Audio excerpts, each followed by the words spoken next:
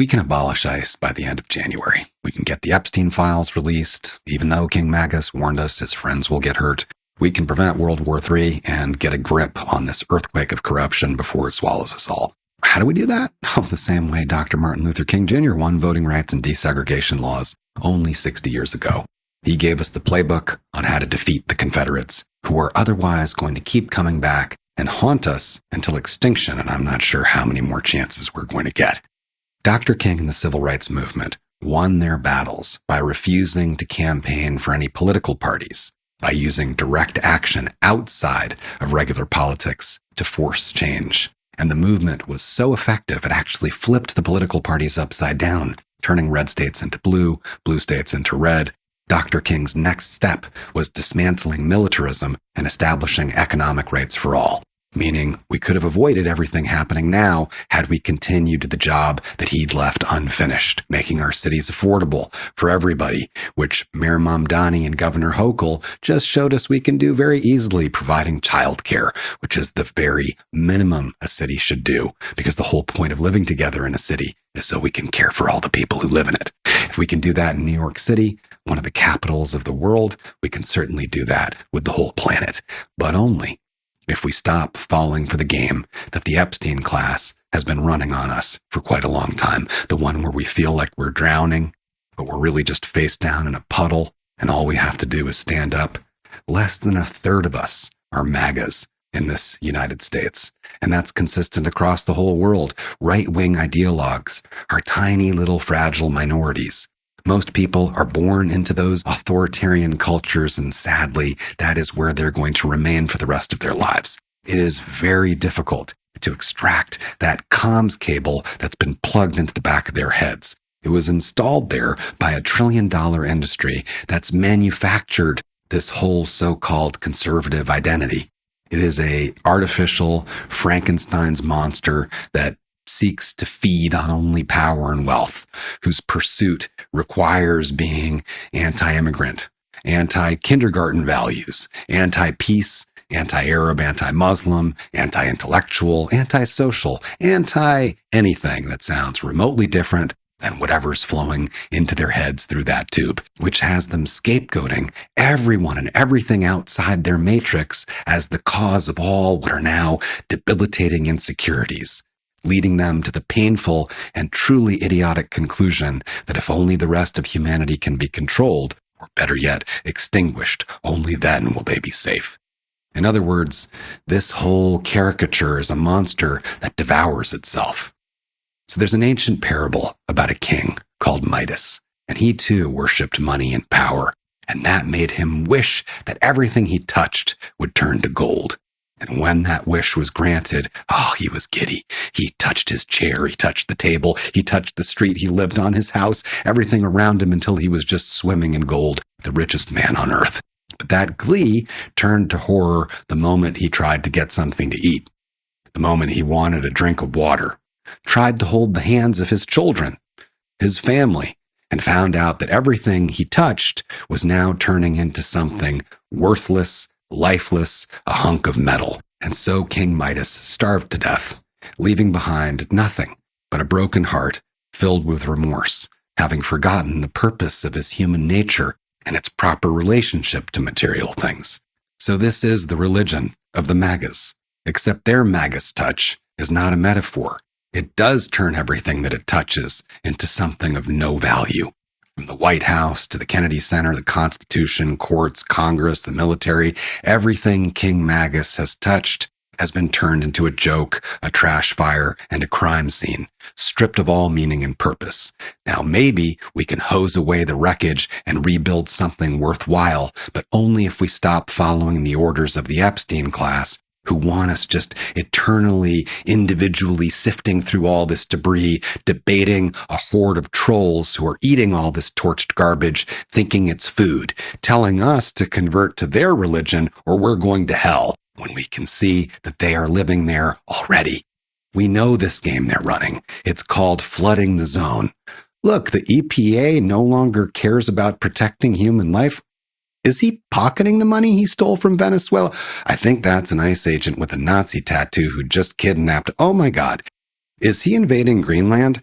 So flooding the zone keeps us from staying focused on the singular task of simply shutting off all the funding for King Magus and his tiny band of mad, sad zombies. Flooding the zone is also the favorite diet of that ogre we call corporate media, which wants us trapped in their shallow world, a casino of nonstop outrage, rat maze of dopamine hits and targeted ads, which means not only steady profits for them, but plenty of opportunity to control the narrative. And before we can say, hold on a second, before we move on, they've flooded the zone again, hit us with another tidal wave.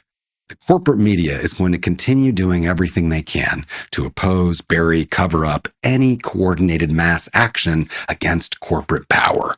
But all they have is their story, which we can now see right through. And it's not really a tidal wave. It's just a puddle. We have the power, the numbers. Time is up. We know what to do. Organize with mass actions around a clear demand. Abolish ICE. Prevent World War III, release the Epstein files, and hold the filthy rich accountable for their crimes. That is not the end zone. That's just us clearing the field. A strong majority in the United States and most other countries believe that it's now time for humanity to work together to move to a well-being economy. And why is it that the economy is most people's number one issue?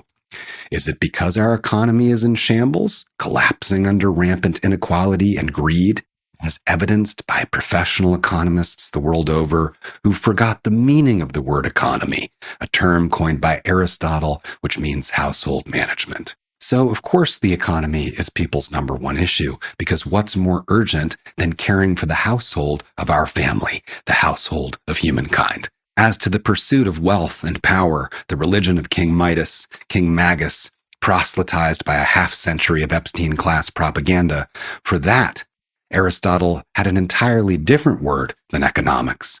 He called that crematistics, greed, charging interest, using money just to make more money. That practice is one that every wisdom tradition since the dawn of time has warned against. Not because there's some ethereal voice in the sky saying don't do that, but because it does injury to a person's character and collapses their society. And so, if we're speaking technically, the system that we live under right now cannot even rightly be called an economy, since by definition it's not managing our household, it's just a pyramid scheme. And so our demand for economic rights is not radical, except if you live in the shallow world of corporate media. No, this is supported by a majority of humanity. It's a restoration of common sense, and it was Dr. King's dream. The abolition of poverty, universal health care, a basic income, things that are necessary for a secure society, and to prevent fascism from rising again. The unfinished work of FDR, who established the first majority middle-class society in recorded history, who defeated the Nazis the last time and said economic rights should be the second part of our Bill of Rights. FDR was our truly last democratic president. If by democratic we still mean demoskratia, people rule, which means human values rule, caring for each other above all, not the worship of things, gold, and idols. There is no alternative to the demand of basic economic rights and working with each other to provide for them. This is a requirement for the survival of civilization, which in 2026, with all the technologies that we've created and grown dependent on, requires cooperation. Globally, not just between nations ruled by Epstein's best friends. Cooperation between our cities, our towns, villages, rural communities, all across our delicate habitat. And like Dr. King's civil rights movement did, with its mass strikes, boycotts, civil disobedience, disrupting the status quo, we can make this inevitable if we unite, organize, and act. No matter how many big banks and corporations materially support King Magus's army of neo-Confederate stormtroopers, they cannot rule the people currently kettled inside these so-called United States. Far fewer than 1% of the U.S. population are police, military, paramilitary, etc. The place is 3.8 million square miles. It has over 1 million roads, over 19,000 towns and cities. Our food, our water, our power, internet, finance, transportation, healthcare, every type of essential labor is all flowing through vast civilian-run networks. So anytime we want, all it takes is a tiny fraction of us to walk off the job with support from our neighbors and family, and for a tiny fraction of us, especially the wealthier ones, to pull all their money out of the big banks, put their assets into ethical credit unions, divest from the empire of oil, weapons, extraction. As soon as the Epstein Islanders start feeling any heat at all of those people who own and run the world are going to start frantically calling their politicians in Congress on both sides of the aisle.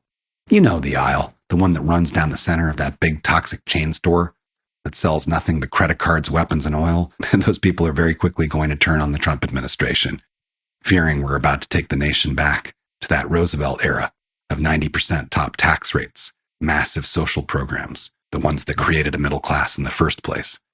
Worse, they're going to fear the pendulum is going to swing even further this time, as they scramble to stop us from discussing a far better economic and political structure, one that empowers local communities with global technologies, instead of concentrating power in the hands of the greediest among us, which strains those people's already limited mental and emotional capacities into total madness. Speaking of which, have you visited that one webpage recently?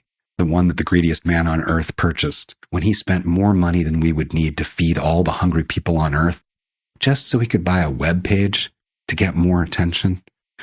Yeah, don't ever go in there. We've kind of learned everything we need to know from the Magus touch. But the one lesson that's more important than any other is that our representatives aren't actually powerless. They can really do just about anything, even the ones called Democrats who pretend that their job is summarizing the news. Those people, the ones in Congress, actually have countless tools at their disposal to stop the government in its tracks right now. For example, they can object to unanimous consent. They can demand a quorum call. I hereby object to the motion to proceed. I want to force full reading of the bill and blah. Look, they don't need us to take them back to law school. Half of them passed the bar, and it's no wonder they're so excellent at doublespeak. But what they do need is to be reminded daily of their responsibility to use those powers at their disposal to filibuster and defund right now, permanently, the invasion of American cities by paramilitary soldiers in masks, demanding to see papers under the command of a very short man in a very long Nazi trench coat. We can remind them by phone, letter, email, nice polite posts under their cute little billionaire-owned social media accounts. And they need to be reminded that as of 2026, the government they are steering is no longer ruling with our consent. So their job is to filibuster and shut the entire government down until ICE is abolished. There's no more talk of invading other countries, and the Epstein files are released. While they're doing that, we're going to back up Minnesota, expand our boycotts, prepare for national strikes, and reach out to our friends and neighbors who are going to need our support. We're also going to get educated on what a real sustainable future looks like for planet Earth, and then start building it. What other point is there for being here?